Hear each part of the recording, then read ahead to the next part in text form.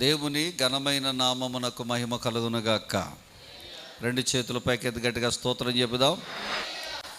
మరొక పునరుద్ధాన దినమందు ఆయన సన్నిధిలో ఉండే భాగ్యమును దేవుడు మనకు అనుగ్రహించారు. ఈరోజు వాక్య ధ్యానాంశముగా 118వ కీర్తన 22, 23 వచనాలను మనము చదువుకుందాం. ఇల్లు కట్టువారు నిషేధించిన రాయి, మూలకు తలరాయి ఆయను. ఈ కీర్తన దావీదు రాసినట్లుగా మనకి అవగతమవుతున్నది. ఈ కీర్తన గురించి మనము మాట్లాడినప్పుడు ఈ కీర్తనలో చాలా అమూల్యమైనటువంటి విషయాలు మనము చూస్తూ ఉంటాం. ఈ కీర్తనలోనే రాజులను నమ్ముట కంటే యెహోవాను ఆశ్రయించుట మేలు అని చెప్పబడుతుంది. మనుషుల నమ్ముట కంటే యెహోవాను ఆశ్రయించుట మేలని చెప్పబడుతుంది. అంత మాత్రమే కాదు, నీతిమంతుల గుడారములో రక్షణ ఉత్సాహధ్వని సునాదము వినబడుతున్నది అని చెప్పబడుతూ ఉన్నది. ఈ యొక్క కీర్తనలో దేవుని దక్షిణ హస్తము సాహస కార్యములు చేయును అని చెప్పబడుతూ ఉన్నది. అదే కీర్తనలో మనం చూస్తే యెహోవా నన్ను కఠినముగా శిక్షించను కానీ ఆయన నన్ను మరణమునకు అప్పగించలేదు అని ఇలాంటి వచనాలు మాట్లాడుతూ ఒక ప్రత్యేకమైన మాటను మరి చాలా సందర్భాల్లో మనం అంటాం కదా, ఇల్లు కట్టువారు నిషేధించిన రాయి మూలకేమైందట తలరాయి. ఇది ఎవరి వల్ల కలిగిందంట? ఇది యెహోవా వల్ల కలిగినది అని దావీదు తన కీర్తనలో రాస్తున్నట్లుగా మనము చూస్తూ ఉంటాం. సమూయేలు అభిషేకించడానికి యెషయా ఇంటికి వచ్చినప్పుడు కాడి నుంచి మనకి దావీదు కనపడుతున్నట్లుగా మనము చూస్తూ ఉంటాం. కానీ దావీదు యొక్క బాల్య జీవితమును గురించి కానీ దావీదు యొక్క పుట్టుక దినము గురించి కానీ మనం ఆలోచన చేసినప్పుడు అది బైబిల్ గ్రంథంలో మనకి సరిగ్గా ఎక్కడా కనపడదు. కానీ బైబిల్ వేద పండితులు వారు చెప్పినటువంటి విధానములో కానీ యూదుల మత గ్రంథాలలో వారు రాసుకున్నటువంటి ఆ యొక్క గ్రంథాలలో కానీ దావీదు యొక్క బాల్యమును గురించి, దావీదు యొక్క తన పుట్టుక విధానము గురించి వారు రాసినట్లుగా మనము చూస్తూ ఉంటాం. వారు రాశారు కాబట్టి దానికిని ఈ మాటకు చాలా ప్రత్యేకమైనటువంటి మరి సంబంధం ఉన్నట్లుగా మనము చూస్తూ ఉంటాం. అందుకే దావీదు అంటాడు కదా, ఇల్లు కట్టువారు నిషేధించిన రాయి తలకు మూలరాయి ఆయను అన్న దాని గురించి మనం చూస్తూ ఉంటాం. ఇంతకీ దావీదు వంశమును కనుక మనం చూడాలి అనుకుంటే దేవుని బిడ్డలారా, రూతు గ్రంథంలోనికి మనం వస్తే 4వ అధ్యాయము 19 నుంచి 21 వచనాలను కనుక మనం చూస్తే అక్కడ దావీదు వంశమును గురించి చెప్పబడుతున్నది. అందులో చెప్పబడిన మొట్టమొదటి పేరు ఏమిటంటే పెరసు అంట ఎస్రోనును కనెను. ఎస్రోను రామును కనెను. రాము అమ్మినాదాబును కనెను. అమ్మినాదాబు నయసోనును కనెను. నయసోను సల్మానును కనెను. సల్మాను బోయజును కనెను.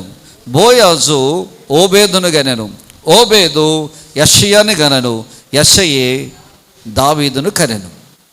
వీళ్ళారా, ఈ యొక్క లైను గనక మనము చూసినట్లయితే యెషయా అనబడేటువంటి వ్యక్తి దావీదుకు తండ్రిగా ఉన్నాడు. ఈ దావీదుకి మోయాబీలకి దగ్గర సంబంధం ఉంది. ఎందుకంటే బోయాజు చేసుకున్నటువంటి రూతు కూడా ఏ దేశంలో నుంచి వచ్చింది? మోయాబు దేశంలో నుంచి వచ్చిన స్త్రీ. ఎలాగైతే మోయాబులో నుంచి వచ్చిన స్త్రీని బోయాజు వివాహం చేసుకున్నాడో అదే విధముగా ఈ యెషయా అనబడేటువంటి దావీదు తండ్రి కూడా ఒక మోయాబీరాల్ని వివాహం చేసుకున్నాడట.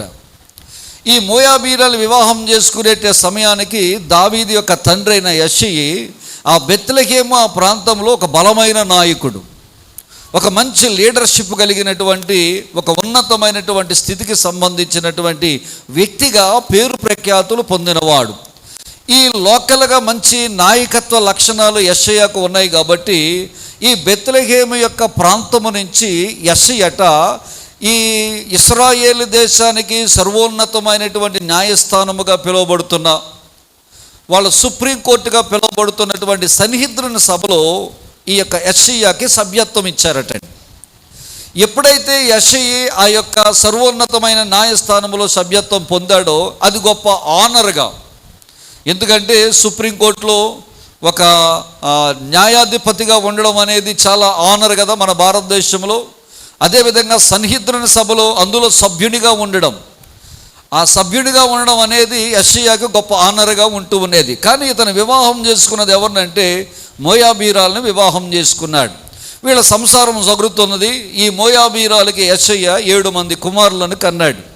కొంతకాలానికి ఈ సన్నిహిద్రుని సభలో ఒక ప్రాముఖ్యమైనటువంటి అమెండ్మెంట్ చేశారు. ఆ అమెండ్మెంట్ అంటే ఒక మార్పును తీసుకొచ్చారు. సన్నిహిద్రుని సభలో ఉండవలసిన వారు ఎవరైనా ఉంటే గనక ఖచ్చితంగా వారు ఏం చేయాలంటే అన్యుల్ని ఎవరైనా వివాహం చేసుకుంటే వారిని వదిలిపెట్టాలి. లేదు, వారిని వదిలిపెట్టడానికి మీకు ఇష్టం లేకపోతే కనుక మీరు ఈ సర్వోన్నతమైనటువంటి సన్నిహిద్రుని సభకు మీరు ఏం చేయాలంటే రాజీనామా చేయాలి. మీకు భార్య కావాలి, అన్యురాలుగా నీకు భార్య కావాలి అనుకుంటే కనుక ఈ సర్వోన్నతమైన న్యాయస్థానానికి మీరు ఏం చేయాలంటే రాజీనామా చేయాలి. లేదు అనుకుంటే కనుక మీరు కట్టుకున్నటువంటి అన్యురాలైన భార్యను మీరు ఏం చేయాలంటే విడాకులు ఇవ్వాలని చెప్పి ఒక తీర్మానం తీసుకొచ్చారు.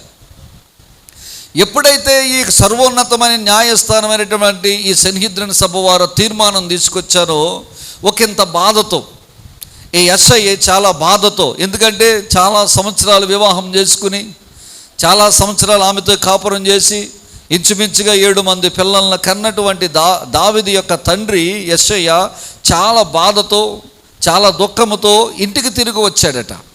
ఇంటికి తిరిగి వస్తే ఇంటికి తిరిగి వచ్చిన సంగతి ఈ మోయాబీరాలైనటువంటి ఈ తన భార్య యెషయా భార్య, ఆమె పేరు నుజావెత్ అంటారు. చెప్పండి, ఏం పేరు? ఆ పేరు నుజావెత్.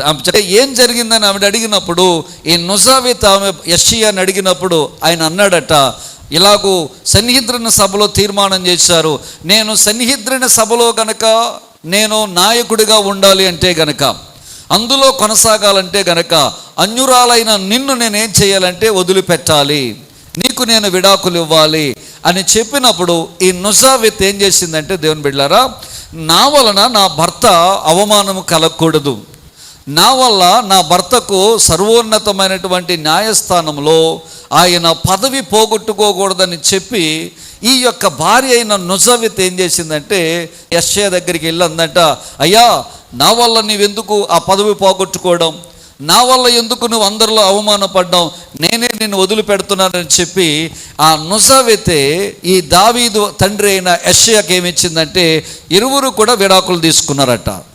ఎప్పుడైతే విడాకులు తీసుకున్నారో ఈ నుజావెత్ ఈమెను వదిలిపెట్టి వెళ్ళలేక ఆ ఇంటిలోనే ఆమె ఎలా ఉందంటే ఒక పని మనిషిగా ఆ ఇంట్లోనే ఉందంట. అన్యురాలు ఇశ్రాయేలు ఇంటిలో పని మనిషిగా ఉండడానికి వారు ఏకీభవిస్తారు, కానీ అంటే సన్నిహిద్రుని సభ వల్ల చేయబడ్డ తీర్మానం వల్ల భార్యగా ఉండడానికి ఇష్టపడరు, కానీ ఒక అన్యురాలు ఆ ఇంటిలో పని మనిషిగా ఉండడానికి అనుమతిస్తారు. కాబట్టి ఇప్పుడు జరిగిన సంగతి ఏంటంటే నుజావెత్ ఇంటిలో అనగా యెషయా ఇంటిలో ఉన్నటువంటి ఒక దాసిరాలు, ఒక దాసి, ఆమె ఇశ్రాయేలీరాలు, ఆమెనట ఈ యెషయాకు భార్యగా చేసి ఆమె ఇంటిలో ఒక పని మనిషిగా ఉందట.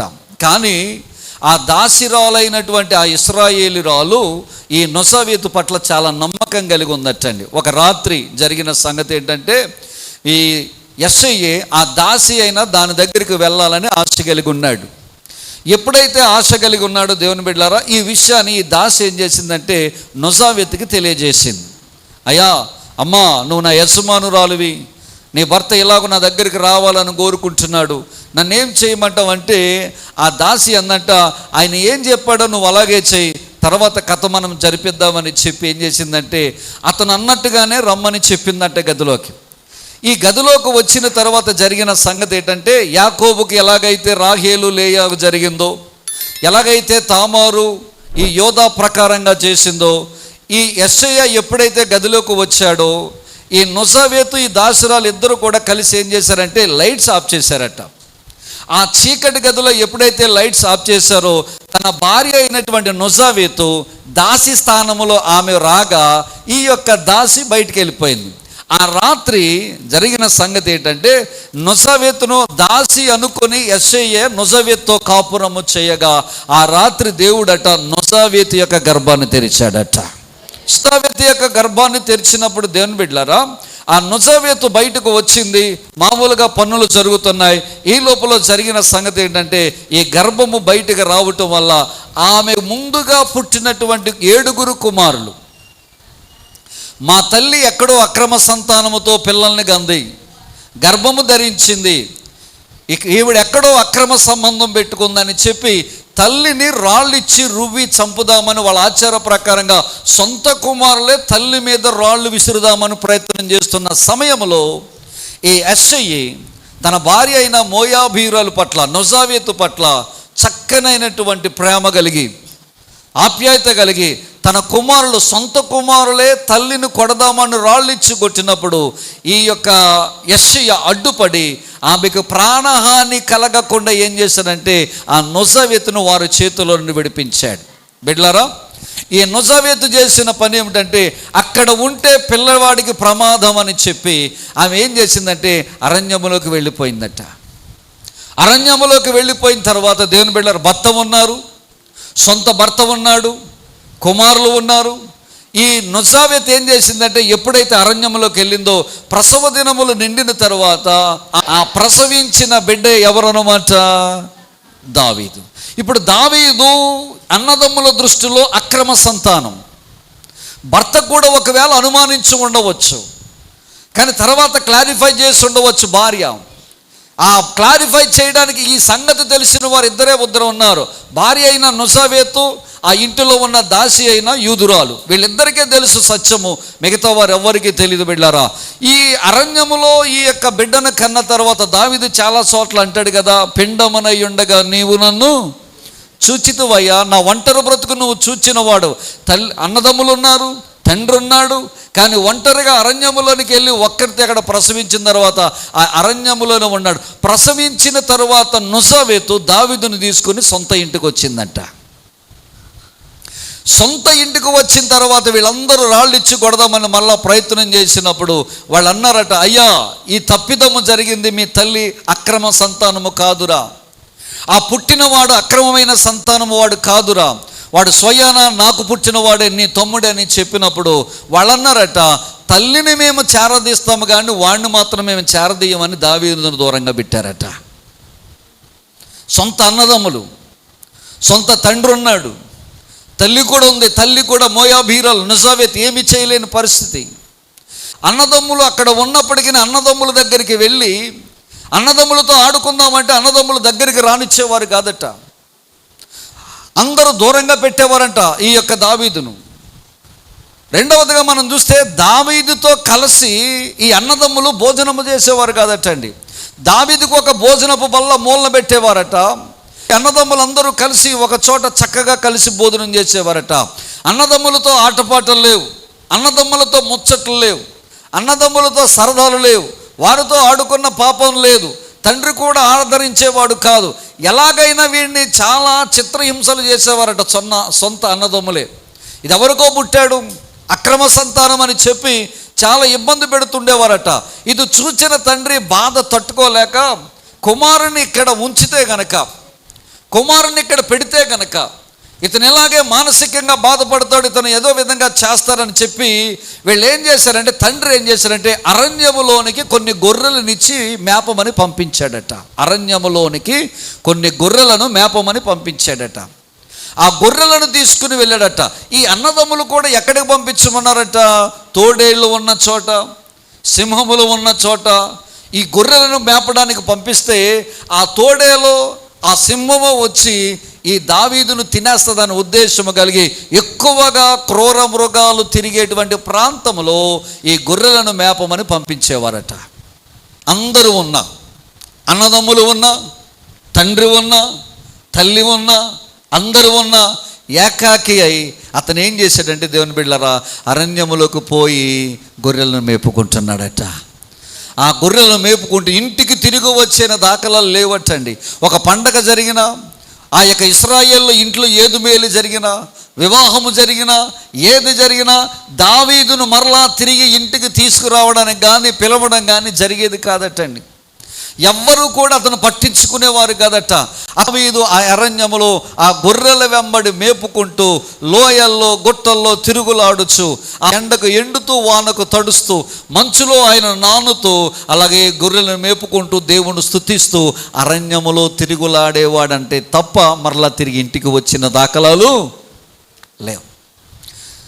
చాలా కుమిలిపోయాడు బిడ్డారు, ఒంటరోడైపోయాడు, ఎవరూ లేరు, తనొక్కడే మిగిలాడు.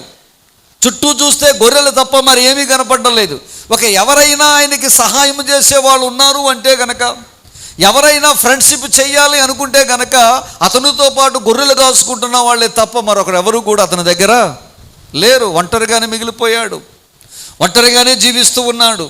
ఈ లోపల ఇశ్రాయేలు రాజ్యంలో ఒక మార్పు జరిగింది. ఇశ్రాయేలు అందరూ ఏకమయ్యన్నారు, ఇక మాకు న్యాయాధిపతులు అవసరం లేదు, సమూయేలా నీవు చాలిక, నీ వంటి వారు కాదు నీ కుమారులు, మాకు ఒక రాజు కావాలని అడిగారు. ఎప్పుడైతే రాజు కావాలని అడిగారో దేవుని బిడ్డలారా, దేవుడు సమూయేలుతో మాట్లాడిన మాట, వాళ్ళనన్నే విసర్జించారు, వారికి ఒక రాజు కావాలని కోరుకుంటున్నారు కాబట్టి రేపటికల్లా నీవు ఆ బెన్యామీనుకు సంబంధించిన కీషు కుమారుడైన సౌలును నువ్వు రాజుగా అభిషేకించమని చెప్పాడు.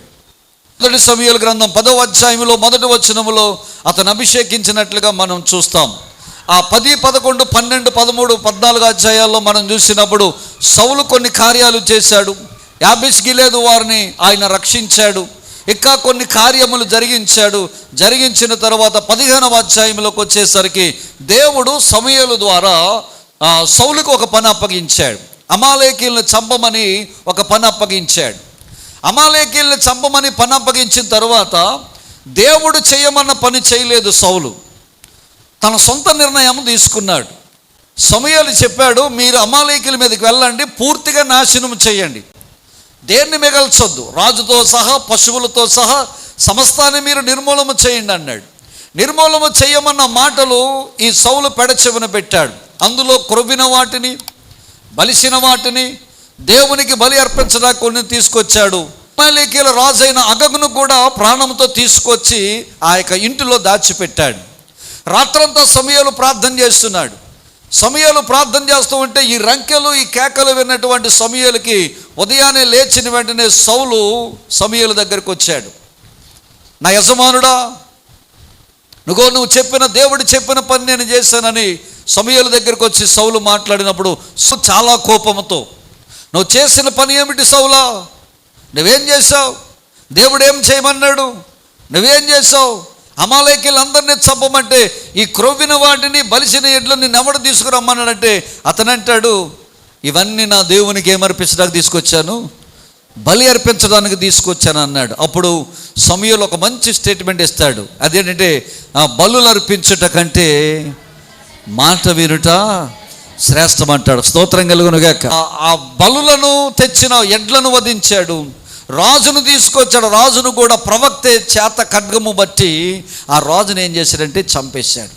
చంపివేసిన తరువాత సమూయేలు సౌలుతో అంటాడు, నువ్వు దేవుడు చెయ్యమన్న పని నువ్వు చేయలేదు కాబట్టి, దేవుడు నేనేదైతే చేయమన్నాడు ఆ పని నువ్వు చేయలేదు కాబట్టి రాజ్యము నేనుండి దేవుడు దూరం చేస్తున్నాడని చెప్పాడు. అప్పుడు సౌలు ఏం చేయాలంటే,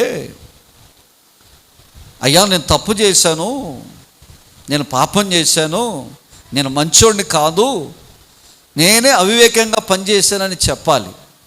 కానీ సౌలు ఏమని చెప్పాడు తెలిసిన, ఇదిగో వీళ్ళందరి మాట విని నేను ఈ పని చేశాను అన్నాడు. వీళ్ళందరి మాట విని, నా చుట్టుపక్కల వారు ఉన్నవాళ్ళు మాట విని నేను ఆ పని చేశాను అన్నాడు. బిడ్డలారా, మనము ఎప్పుడైనా నీ ఆత్మీయ జీవితంలో, నీ వ్యక్తిగత జీవితంలో, నీ ప్రార్థనా జీవితంలో నీవు గనక పరుల మాట విని ప్రవర్తించావంటే మనము చాలా సందర్భాల్లో కీడును ఎదుర్కొంటాం.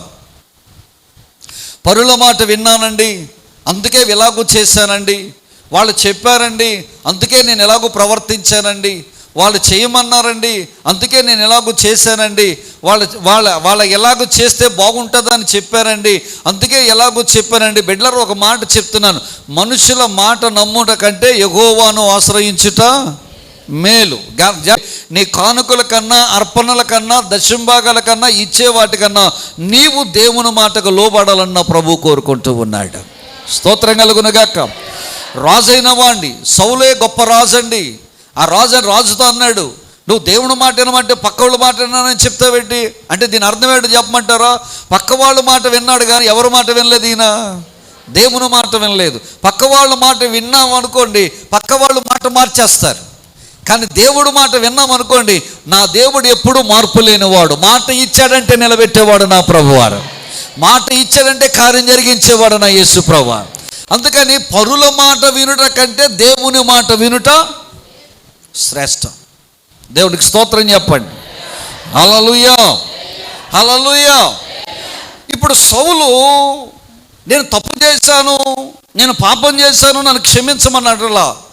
సమూయేలు వెళ్ళిపోతుంటే సమూయేలు భుజం పట్టుకులాగా అంటాడు, నువ్వు నా కొరకు ఏం చేయమంటాడు? ప్రార్థన చేయమంటాడు. తప్పు చేసింది నువ్వు, నీ వల్ల కీడు సంభవించింది, నీ వల్ల నష్టము సంభవించింది, నీ వల్ల దేవుని ఉగ్రత నీ కుటుంబం మీదకు వచ్చింది. వల్లే ఈ దరిద్రం అంతా మన కుటుంబాల్లో రాజ్యమేలుతుంది.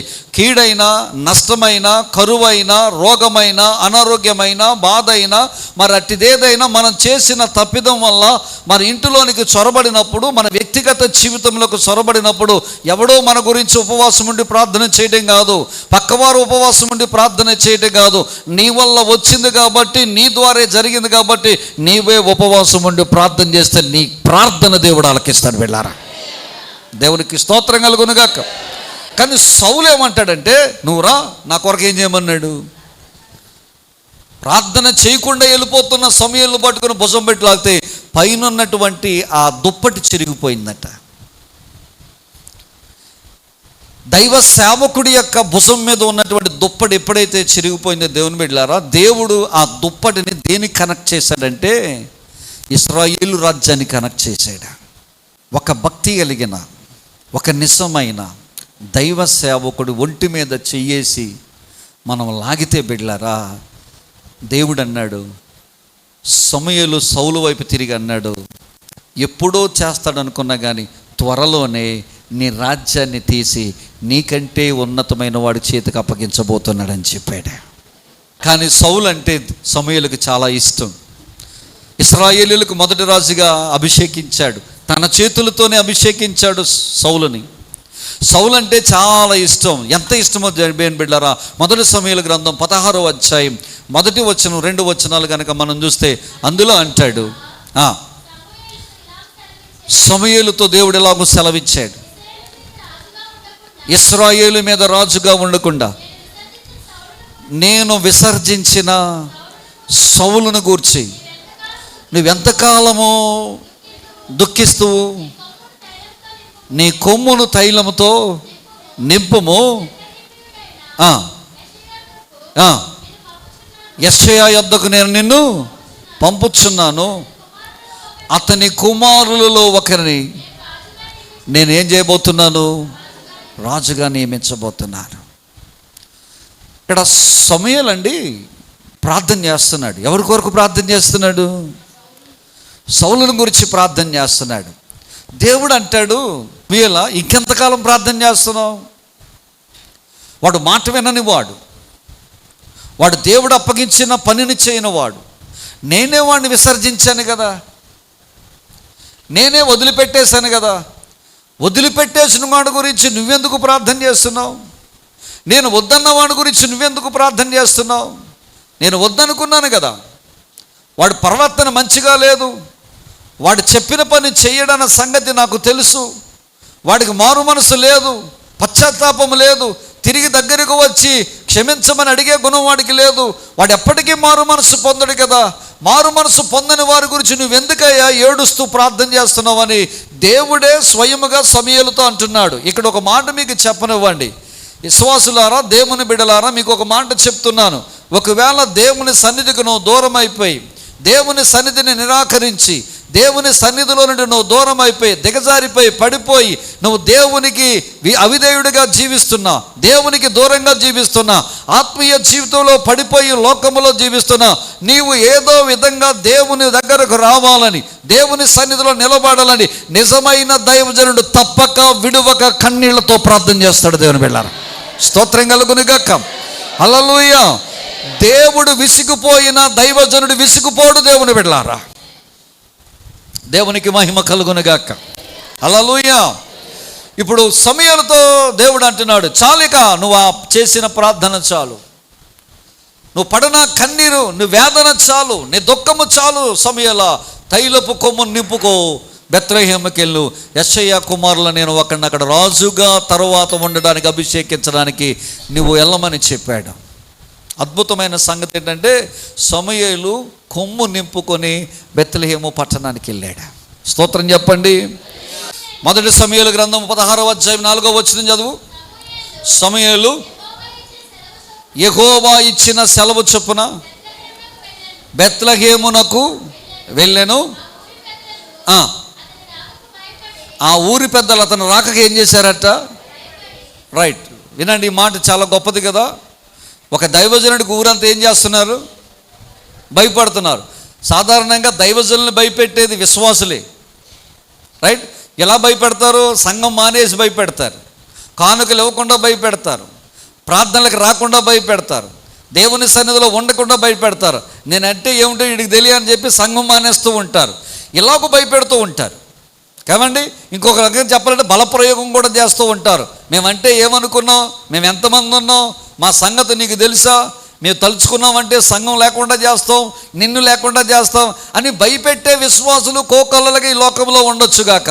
కానీ సమూయేలంట దైవజనుడంట ఒక గ్రామంలోకి వెళ్తే గ్రామం అంతా ఆయన చూసి గడగడలాడిపోతుందంట. ఎంత గొప్ప దైవజనుడో చూడండి. స్తోత్రం కలుగునుగాక. హల్లెలూయా. ఈ రోజుల్లో సేవకుడిని ఎవడు గౌరవించడు. ఈ సేవలో దైవ సేవకుడిని ప్రేమించడం అలా ఉంచండి, గౌరవించడం చేత కాదు. అయ్యగారు వందనాలు చెప్పని వారు కూడా చాలామంది ఉన్నారు, వందనాలు చెప్పి పక్కకి వెళ్ళి తిట్టిన వాళ్ళు చాలామంది ఉన్నారు. కానీ సమూయేలట ఆ గ్రామములు, బెత్లెహేము గ్రామంలోకి వెళ్తే ఊరు పెద్దలందరూ గవిని దగ్గరికి వచ్చారట. బాబు సమూయేలా, సమాధానంగా వస్తున్నావా, కోపంతో వస్తున్నావా అని అడిగాడట. సమూయేలు ఏమన్నాడంటే, సమాధానంగా. దైవజనుడు సమూయేలు సమాధానంగా వస్తాడంట. లేనిపోని గొడవ ఎందుకురా బాబు అని చెప్పి వాళ్ళందరూ ఊపిరి పీల్చుకున్నారంట. దేవునికి స్తోత్రం కలుగునుగాక. హల్లెలూయా. వినండి. ఇప్పుడు ఈ సమూయేలు ఎవరింటికి వెళ్ళాడట? యెషయా ఇంటికి వెళ్ళాడు. యెషయా ఇంటికి వెళ్ళిన తర్వాత తీయండి 16వ అధ్యాయంలోకి మనం వస్తే కనుక దేవుని బిడ్డలారా, 5వ వచనం కనుక మనం చూస్తే, అతడు సమాధానముగానే వచ్చి తిని మీరు శుద్ధులై నాతో కూడా బలికి రండి అని చెప్పి యెషయాని అతని కుమారులను శుద్ధి చేసి బలి అర్పించి వారు వచ్చినప్పుడు అతడు ఏలీయాబును చూచి, నిజముగా యెహోవా అభిషేకించిన వాడు ఇక్కడ ఆయన ఎదుట నిలిచి ఉన్నాడని. వినండి, ఈ మాట వినండి. దేవునికి స్తోత్రం కలుగునుగాక. ఎందుకంటే ముందు ఎవరిని అభిషేకించాడు? మొదటి రాజుగా సౌలును అభిషేకించాడు. సౌలు ఎలాంటి వాడు?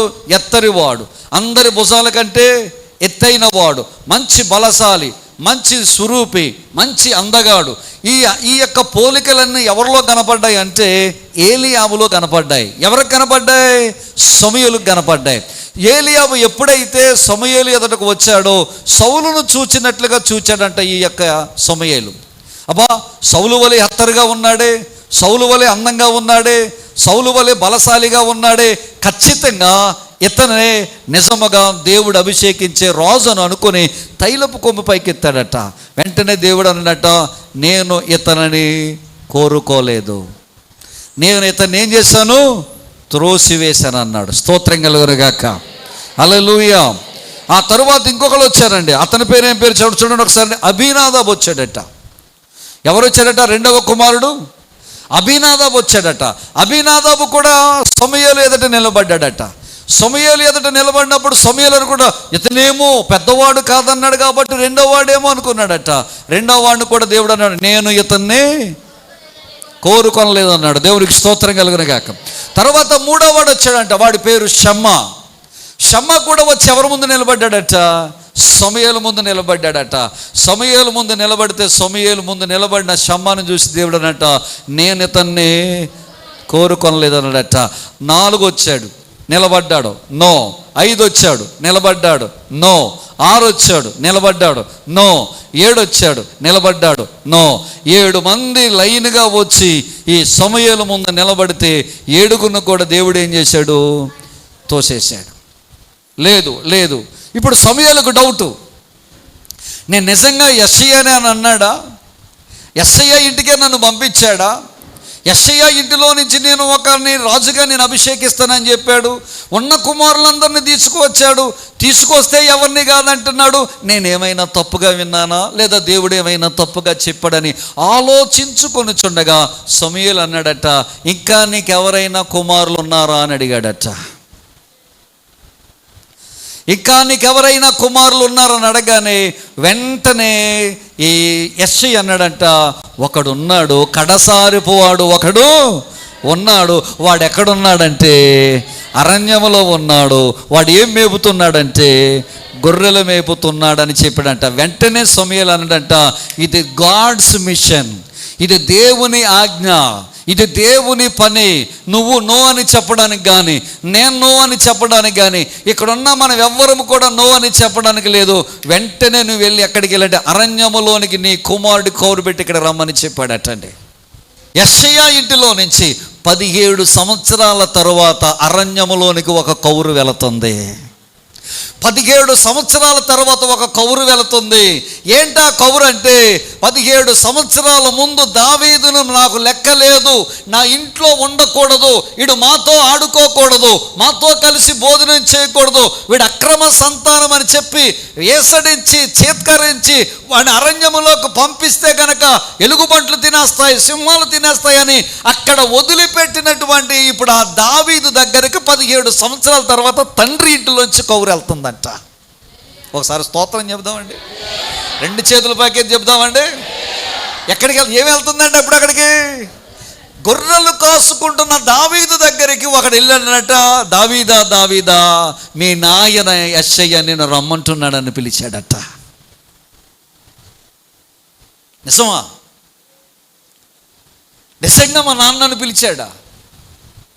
ఒక చిన్న పిల్లోడండి, నాన్న రమ్మన్నాడు అనగానే వాడు గొర్రెలు కాసుకునేవాడు. ఇక సూటు బూటు వేసుకోవడానికి ఏమీ లేదక్క. అక్కడ స్నానం చేస్తాను, సెంటు కొట్టుకుంటాను, తలదూకుంటాను, అందంగా తయారవుతా లేదు. నాన్న పిలవడమే తరువాయి, నాన్న రమ్మన్నడమే తరువాయి.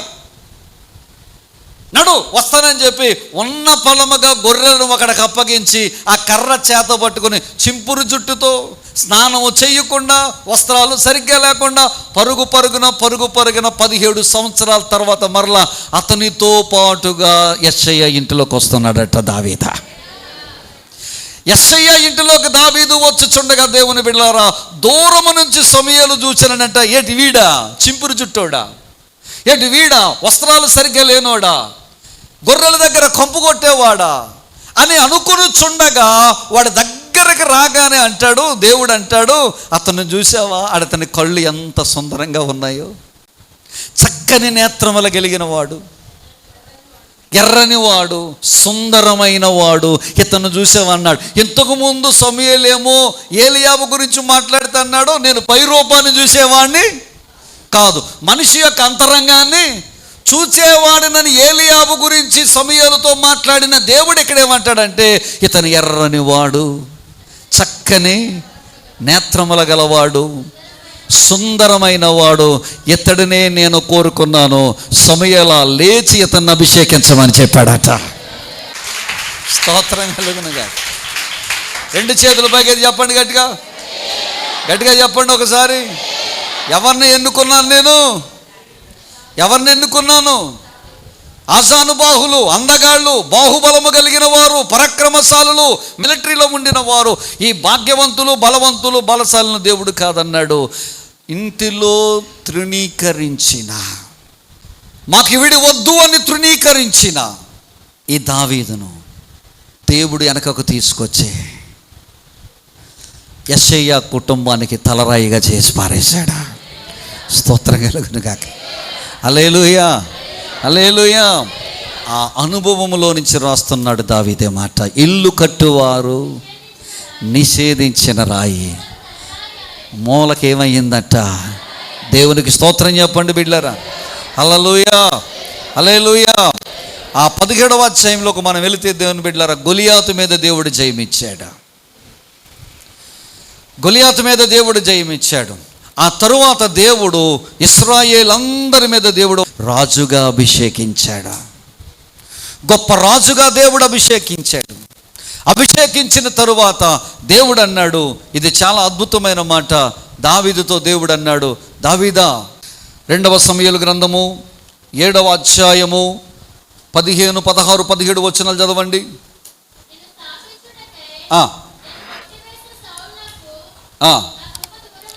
నిన్ను స్థాపించుటకై నేను కొట్టివేసిన సౌలునకు నా కృప దూరమైనట్లు అతనికి నా కృప దూరము చేయను. నీ మట్టుకు నీ సంతానమును నీ రాజ్యమును నిత్యము స్థిరమగును. నీ సింహాసనమును నిత్యము నేనేం చేస్తానన్నాడు, స్థిరపరచబడునను. తనకు కలిగిన దర్శనమంతటిని బట్టి ఈ మాటలన్నిటి చెప్పున నాతాను దావీదునకు వర్తమానము తెలియచెప్పను. 18వ వచనం చాలా ప్రాముఖ్యమైనది, చదవండి. దావీదు రాజు లోపల ప్రవేశించి యెహోవా సన్నిధిని కూర్చుండి ఇలాగు మనవి చేసెను, నా ప్రభువా యెహోవా, ఇంతగా నీవు నన్ను హెచ్చించుటకు నేనెంతటి వాడను. నా కుటుంబము, స్తోత్రం చెప్పండి ఒకసారి గట్టిగా, హల్లెలూయా. దావీదు అంటాడు, నేను ఏ పార్టీ వాడిని ప్రభు అంటాడు. కన్న తండ్రి మర్చిపోయినా పరమ తండ్రి మర్చిపోలేదు బిడ్డలారా. స్తోత్రం కలుగునుగాక. హల్లెలూయా. అరణ్యములో తిరుగులాడుచుండగా దావీదు చేసిన గొప్ప పని ఏంటంటే నిత్యము ఆయన కీర్తిస్తూ ఉండేవాడట. ఆ అరణ్యములో చాలా భయంకరమైన శోధనలు ఎదుర్కొన్నప్పుడు బిడ్డలారా, 22వ కీర్తనలో మనం చూస్తే అందులో చెప్పబడిన మాటలు, 22వ కీర్తన 6, 7 వచనాలు చూడండి ఒకసారి. అంటాడు, ఒంటరిగా అయిపోయినప్పుడు నేను నరుడను కానయ్యా, నేను పురుగునయ్యా, నరుల చేత నేనేం పరుల చేత నేనేం చేయబడిన వాడను, నిందింపబడిన వాడను. ఎవరి చేతట? నన్ను చూచు వారందరూ తలాడించుచు అపహసించుచున్నారు. అన్ని అపమానాలే, అన్ని నిందలే, అన్ని కష్టాలే. అయినా దావీదును దేవుడు ఏం చేయలేదట, తృణీకరించలేదు. దేవునికి స్తోత్రం, హల్లెలూయా. ఎవరు తృణీకరించలేదట. దేవుడు దావీదును తురింకలించి అంటాడు. అందుకనే విసర్జించిన వారు రాయి తలకేమైందట, దేవుడు మూలరాయిగా నిలబెట్టాడట. మార్క్స్ వార్తలో మనం చూస్తే దేవుని బిడ్డలారా, యేసు ప్రభు వారు కూడా ఇదే మాట అక్కడ చెప్తారు. చదవండి ఒకసారి ఈ మాట. మార్క్స్ వార్త 12వ అధ్యాయము 10, 11 వచనాలు చూస్తే అక్కడ ద్రాక్ష తోటను గురించిన ఉపమానం యేసయ్య చెప్పారు. యేసయ్య చెప్పిన ఉపమానములో దేవుని బిడ్డలారా, ఒక యజమానికి ఒక ద్రాక్ష తోట ఉంది. దాన్ని నాటించాడు, దాని చుట్టూ కంచె వేశాడు, దానికి చక్కగా అన్ని సదుపాయాలు చేశాడు. కొంతమంది కాపులకు అది గుత్తకిచ్చి, అంటే కౌలుకి ఇచ్చి దేశాంతరం పోయాడు. పంట సమయం వచ్చింది. పంట సమయం వచ్చిన తర్వాత ఆయన కొంతమంది పని వాళ్ళని పంపించాడంట. నా పంటలో నా వాటా నాకు ఇవ్వమని చెప్పినప్పుడు ఆ పని వాళ్ళందరూ కలిసి ఆ కౌలుకు తీసుకున్నటువంటి ఆ రైతులందరూ ఏకమై ఏం చేశారంటే, యజమాని పంపించిన దాసుని మొట్టమొదటిగా కొట్టి ఏం చేశారంటే అవమానపరిచి పంపించారట. తర్వాత ఇంకో కొంతమందిని పంపించాడట. వాళ్ళని పంపిస్తే వాళ్ళని ఏం చేశారట, గాయము చేశారట. తర్వాత కొంతమందిని పంపించాడట, వాళ్ళని ఏం చేశారట, చంపేశారట. ఇలా కాదని చెప్పి నాకున్న ఏకైక ఒక్క కుమారుణ్ణి నేను పంపిస్తాను అని చెప్పి ఆ యజమానుడు తన ఒక్కగానొక్క కుమారుణ్ణి ఆ ద్రాక్ష తోటకి ఆ యొక్క ఫలాన్ని తేవడానికి కుమారుని పంపిస్తే ఆ కుమారుని చంపి తోట అవతలకు తీసుకెళ్ళి పాతి పెట్టారు. అప్పుడు ఆ యజమానుడు ఏం చేస్తాడంటే ఆ యొక్క ద్రాక్ష తోట యజమాని తెచ్చి ఆ కౌలుదారులందరినీ కూడా చంపి తన తోటను స్వాధీనం చేసుకుని కానీ కలిగి ఉన్నదంతా పట్టుకుపోవును కదని యూదులతో మాట్లాడుతున్నప్పుడు వాళ్ళు అంటారు, ఈ ఉపమానం మనతోనే చెప్పాడు కాబట్టి ఎలాగైనా పట్టుకుని మనం చంపేయాలని ప్రయత్నము చేసిరి, కానీ ప్రజలందరూ ఆయన పక్షమున ఉన్నారు కాబట్టి ఆయనను ఏమీ చేయలేకపోయారు. యేసు ప్రభువు వారు అంటారు, తీయండి యెషయా గ్రంథంలో ఒక మంచి మాట రాయబడి ఉంది బిడ్డలారా. యెషయా గ్రంథము 28వ అధ్యాయము 16వ వచనం కనుక మనం చూస్తే అందులో ఈ మాట ఎలాగూ రాయబడి ఉంది. ఎలాగూ మళ్ళా చదువునా, ప్రభువగు యెహోవా ఎలాగూ సెలవిచ్చుచున్నాడు, సియోనులో పునాదిగా రాతిని వేసిన వాడను నేనే, అది పరిశోధించబడిన రాయి, అమూల్యమైన తలరాయి, బహుస్థిరమైన పునాది అయిన మూలరాయి అయి ఉన్నది. ఇదే మాటను పేతురు తన పత్రికలో రాస్తాడు బిడ్డలారా. పేతురు రాసిన మొదటి పత్రికలో మనం చూస్తే 2వ అధ్యాయము 4 నుంచి 6 వచనాలు కనుక చూస్తే ఇదే వచనాన్ని పేతురు భక్తుడు కోట్ చేస్తాడు. ఇదే పేతురు ఆది అపోస్తుల కాలంలో 2వ అపోస్తుల కార్యం 4వ అధ్యాయం 11వ వచనంలో కూడా చెప్పినట్లుగా మనం చూస్తూ ఉంటాం. ఈ రాయట దేవుడే వేశాడట. వినండి జాగ్రత్తగా వినండి. పూర్వకాలం ఇప్పుడంటే పిల్లర్స్ వేస్తున్నారు, ఏమండి, కాంక్రీటు ఐరన్ పెట్టి పిల్లర్స్ వేస్తున్నారు మూల స్తంభాలుగా ఉండడానికి. పూర్వకాలము ఇల్లు కట్టేటప్పుడు అండి ఆ పునాదిలో ప్రారంభించే ముందు ఒక చక్కనైన పలకలు కలిగిన వంకర లేనటువంటి ఒక రాయిని తీసుకొచ్చి మొట్టమొదటిగా ఒక మూలను పెడతారు. మూల మట్టం పెట్టి దానికి తగ్గట్టుగా ఒక రాయిని పెడతారు. ఆ రాయి ఆ బిల్డింగ్ అంతటికి కూడా అది మూలరాయి అయి ఉంటుంది. ఆ మూలరాయిని బట్టే ఈ లెఫ్ట్కైనా రైట్కైనా ఏ వైపుకైనా దాని మీదైనా దాన్ని కడుతూ ఉంటారు. ఇల్లు కట్టబడాలంటే దాని కొలత అనగా ఆ మూలరాయి యొక్క కొలతను బట్టి, ఆ మూలరాయి యొక్క షేపును బట్టి, దాని యొక్క ప్రమాణమును బట్టి ఏం చేస్తారంటే ఆ ఇల్లును పూర్వకాలము కడుతూ ఉండేవారు. అందుకే ఇప్పుడంటే స్తంభాలు అంటారు, పూర్వకాలం ఏమో రాతిని బట్టి రాయిని పునాదిలో ఫస్ట్ రాయి పెట్టేవారు కాబట్టి ఆ ఫస్ట్ రాయిని ఏమంటారంటే మూలరాయి అంటారు. ఈ రాయిని చేర్చే మిగతా రాళ్ళు పేర్చబడాలి. ఈ రాయిని చేర్చే మిగతా రాళ్ళు కూడా ముందుకు పేర్చబడాలి. పైనైనా పేర్చబడాలి, పక్కనైనా పేర్చబడాలి. ఏ వైపుకి వెళ్ళినా కానీ దానికి ప్రమాణం ఏదంటే ఈ మూలరాయిగానే ఏర్పడపరచబడుతుంది. దీనినే ఏమంటారంటే ఇదే మూలరాయి, దీన్నే ఏమంటారంటే తలరాయి అని కూడా పిలువబడతారు.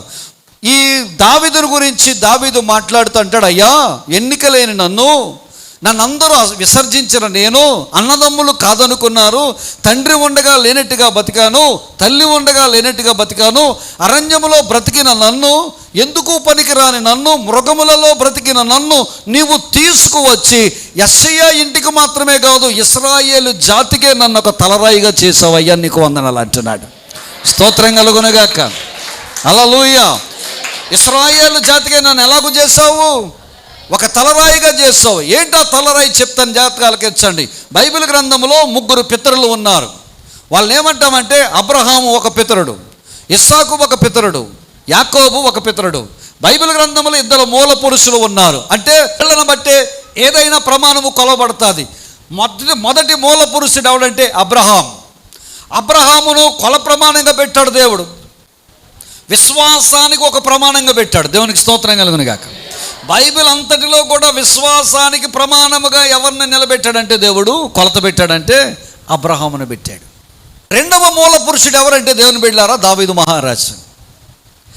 రాజరికానికి సంబంధించి, రాజ్య పరిపాలనకు సంబంధించి ఒక ప్రమాణముగా ఒక కొలతగా దేవుడు ఎవరిని నిలబెట్టాడంటే దావీదుని నిలబెట్టాడు. ఈ రాజుల గ్రంథములో కానీ దినవృత్తాంతాల గ్రంథములో కానీ ఎవడైనా పరిపాలన మంచిగా చేశాడు అనుకోండి, ఆ మంచిగా చేసిన పరిపాలన చేసిన వాడిని దేవుడు ఏమని పిలిచాడంటే తన పితరుడైన దావీదు ప్రకారముగా ఇతను నడుచుకొనేను అని చెప్పబడుతుంది. లేదు, అతను చెడ్డ పరిపాలన చేశాడు అనుకోండి, తన పితరుడైన దావీదు చర్య అంతటి ప్రకారముగా ఇతను నడవలేదు అని చెప్పబడుతుంది. ఇంతకీ మరి ప్రమాణం ఎవరన్నమాట? కొలబద్ద ఎవరన్నమాట? దావీదు నిలబెట్టాడు. అందుకే అంటున్నాను, దావీదు ఇశ్రాయేలులకు ఒక తలరాయిగా, ఒక ప్రమాణముగా దేవుడు ఏర్పాటు చేశాడు. స్తోత్రం కలుగునుగాక. పాత నిబంధన కాలంలో విశ్వాసానికి అబ్రాహామును ప్రమాణముగా ఏర్పాటు చేస్తే, ఆ పాత నిబంధనలో రాజరికానికి దావీదును ఒక కుల ప్రమాణంగా ఏర్పాటు చేస్తే, ఈ ప్రపంచంలో ధర్మశాస్త్రం ఉన్నప్పటికీ, ప్రవక్తల ప్రవచనాలు ఉన్నప్పటికీ, అనేక మంది లేఖనాలు ఈ ప్రపంచంలో ఉన్నప్పటికీ, ఈ లోకమునకు తలరాయిగా నా ప్రభువైన యేసుక్రీస్తును దేవుడు నిలబెట్టాడు. దాన్ని సియోనులో స్థాపించాడు. దేవునికి స్తోత్రం కలుగునుగాక. ఈ సియోనులో స్థాపించబడిన ఈ మూలరాయి ప్రమాణము వలనే సర్వలోకము రక్షించబడుతుంది. సర్వలోకము యేసయ్య ద్వారానే నా తండ్రి దగ్గరకు వస్తుంది. వెళ్ళారా? స్తోత్రం కలుగునుగాక. ఈ తలరాయి వలనే ఈ లోకములో రక్షణ అయినా, ఈ లోకములో స్వస్థత అయినా, ఈ లోకములో మేలైనా, ఈ లోకములో నిత్య జీవమైనా, ఈ లోకములో పాపక్షమాపణ అయినా, ఈ లోకములో మరటి మేలైనా, ఏదైనా ఇహమందును పరమందును రాబోయే కాలమందును మనకి ఏదైనా గొప్ప కార్యము జరగాలంటే మన ప్రమాణము, మన తలరాయి ఎవరంటే మన ప్రభువైన యేసుక్రీస్తు వారు. దేవునికి మహిమ కలుగునుగాక. హల్లెలూయా. ఈ తలరాయి యందు ఎవరైతే విశ్వాసం ఉంచుతారో, ఈ తలరాయి అట దేవుని వెళ్ళారా, ఈ తలరాయి గురించి మాట్లాడు. దేవుడే ఈ తలరాయిని సియోనులో ఏం చేశాడట? స్థాపించాడు. ఈ తలరాయట పరిశోధించబడిన రాయి. పరిశోధించబడిన రాయి అంటే పుట్టినది మొదలుకొని మరణించేంత వరకు ఎన్నో పరిశోధనలు ఎదుర్కొన్నాడు ఆయన. పుట్టిన తరువాత ఏ రోజు చంపాలని శోధించాడు. పుట్టిన తరువాత, పెద్ద అయిన తరువాత దేవుని బిడ్డలారా శాస్త్రులు పరిచయాల ద్వారా పరిశోధించబడ్డాడు. దెయ్యాలకు అధిపతి అయిన బయల్జెబూలు ద్వారా దెయ్యాలను వెళ్ళగొడుతున్నాడే తప్ప దేవుని శక్తి ద్వారా కాదని ఎటకారం చేశారు. కొంతమంది ఇతను యోసేపు కుమారుడు కాదా అన్నాడు, అంటే అక్రమ సంతానంతో పుట్టినవాడు కాదా అన్నారు. కొంతమంది వీడి మరియమ్మ కుమారుడు కాదా అన్నారు. మేలు జరిగితేనేమో దావీదు కుమారుడా నీకు జయముగాక అన్నారు. ఒకవేళ ఏదైనా కఠినమైన మాటలు మాట్లాడితే గనక వీడు యోసేపు కొడుకు కదా, వడ్రంగి వాని కొడుకు కాదని తోలనాడుతుండేవారు. ఆయన ఈపి మీద కొట్టారు బిడ్లారా, ఆయన ముఖం మీద పిడిగుద్దులు గుద్దారు బిడ్లారా, అన్యాయపు తీర్పులు తీర్చారు బిడ్లారా. ఈ రాయి అనేక రకాలుగా శోధించబడింది, పరిశోధించబడింది. ఈ రాయి అనేక రకాలుగా దాన్ని ఏం చేయడు, సుత్తి అనేటువంటి మాటలతో కొట్టి కొట్టి కొట్టి కొట్టి చాలా అవమానాలు చేశారు, చాలా నిందలు చేశారు. తన వెనకాల తిరిగిన వాడే, తనతో ఉన్నవాడే, యేసయ్య చేసిన అద్భుతాలు చూసిన వాడే, యేసయ్య పంచగా అతని చేతులతో పంచిన వాడే ధనానికి ఆశపడి ముద్దు పెట్టి యేసయ్యను అమ్మేశాడు. వినండి బిడ్లారా, ఎన్ని అవమానాలు పొందాడు అనుకుంటున్నారు, ఎన్ని నిందలు పొందాడు అనుకుంటున్నారు. ఒకడన్నాడు నా ప్రాణం నీకు ఇస్తానన్నాడు, కానీ యేసు ఎవరో తెలియదని అబద్ధం ఆడేశాడు. ఇంకొకడన్నాడు నువ్వు ఎక్కడికి వెళ్ళినా నేను వస్తానన్నాడు, కానీ అతను పట్టుకోగానే పారిపోయాడు. కానీ బిడ్లారు ఎన్నో అవమానాలు పడ్డాడు, ఎన్నో సుత్తి దెబ్బలు కొట్టారు. ఆ బండను కొట్టగా కొట్టగా కొట్టగా కొట్టగా అవమానం అనేటువంటి సుత్తి అనేటువంటి అవమానంతో, నిందలు అనే సుత్తితో, ఇక అనేక రకమైనటువంటి మాటల ద్వారా సుత్తితో యేసయ్య బండను కొట్టగా కొట్టగా కొట్టగా ఆఖరికి కలువరి సిలువల ఆ బండను గట్టిగా కొట్టగా బండ బద్దలవ్వలేదటండి. ఆ బండ కొట్టగా కొట్టగా కొట్టగా పునరుద్ధానమై అదే తలకు మూలరాయి, తలకు తలరాయిగా దేవుడు దాన్ని స్థాపించాడట. స్తోత్రం కలుగునుగాక. హల్లెలూయా, హల్లెలూయా. బిడ్డలారా, ఈ మధ్యాహ్న కాల సమయంలో నేను చెప్పే మాట ఏమిటంటే, ఒకవేళ విసర్జించబడ్డాను, ఒకవేళ నేను అందరి చేత తృణీకారం పొందుతున్నాను, నాకెవ్వరూ ఆలన లేదు, అన్నదమ్ములు వదిలేశారు, అక్క చెల్లెళ్ళు వదిలేశారు, ఒంటరిగా బ్రతుకుతున్నాను, నా బ్రతుకులో ఏ మేలు లేదు, నేను ఒక్కరిదాన్నే ఉన్నాను, యేసయ్యా నా బ్రతుకు ఎలాగైపోయింది అని ఒకళ్ళు ఏడుస్తూ ఉన్నావేమో. అలా నాన్న వాళ్ళు నన్ను అందరూ పట్టించుకుంటారనుకో నన్ను వదిలేసి వెళ్ళిపోయారు, నన్ను నమ్ముకున్న వాళ్ళు నన్ను దగా చేశారు, నేను ఒంటరివాడిని అయిపోయాను అని ఏడుస్తూ ఉన్నావేమో. నాతో కలిసి భోజనం చేయడానికి ఇష్టపడలేదు, నాతో కలిసి మాట్లాడడానికి ఇష్టపడలేదు, మేమందరము చాలా ఏకాకిగా మిగిలిపోయామని ఒకవేళ ఏడుస్తూ ఉన్నావేమో. బిడ్డ, ఈ మధ్యాహ్నం ఒక మాట చెప్తున్నాను, నేను సేవించే దేవుడు తృణీకరించబడిన నిన్ను, నేను సేవించే దేవుడు ఎందుకు పనికి రాకుండా బ్రతుకుతున్న నిన్ను, నేను సేవించే దేవుడు ఒకవేళ నీ జీవితంలో ఒంటరిగా జీవిస్తున్న నిన్ను, ఒక్క దినము రాబోతుంది, ఆ దినమున నిన్ను మరలా తీసుకుని వచ్చి అందరికంటే మేలైన స్థితిలో తలరాయిగా దేవుడు నిన్ను నియమించబోతూ ఉన్నాడు. తలరాయిగా ప్రభువు నిన్ను నిలబెట్టబోతున్నాడు. తలరాయిగా దేవుడు నిన్ను తన చిత్తములో, తన కృపలో నిన్ను నిలబెట్టుకోబోతున్నాడు. స్తోత్రం కలుగునుగాక. హల్లెలూయా, హల్లెలూయా.